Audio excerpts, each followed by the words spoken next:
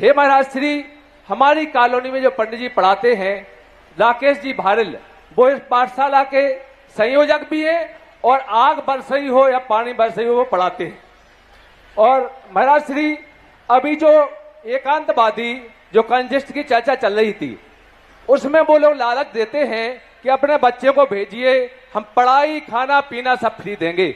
Nandishwar colony का ही एक बालक जो नाती था उनका, तो उन्होंने उस पाठशाला में भेज दिया। जब आचार्य श्री की पूजा होना थी, उस संस्थान में जैसे ही पूजा नहीं हुई तो रो रो के वो घर भाग आया कि ये जो है संस्था महाराज जी के द्वारा चलाई हुई नहीं है। और महाराज श्री उस बच्चे ने उस संस्था से अपना नाम कटवा दिया।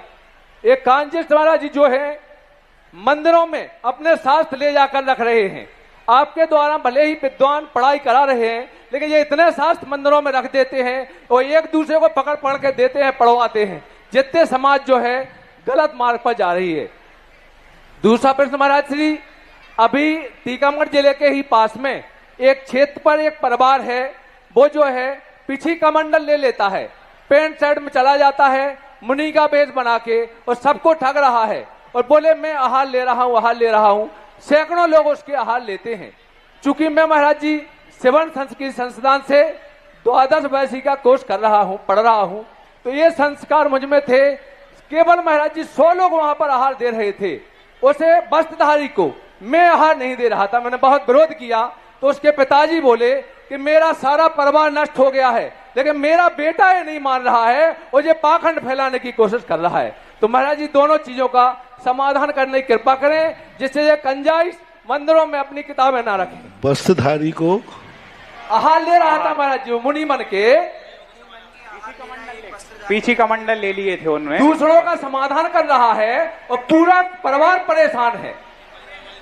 उनके परिवार वाले मना करते तो मानता नहीं है, पीछे कमंडल लेके आहार करता है, मुनि बनती है, धोती दुपट्टे पहन के मुनि बना हुआ है और पाखंड करके दूसरों का निराकरण कर रहा है वो।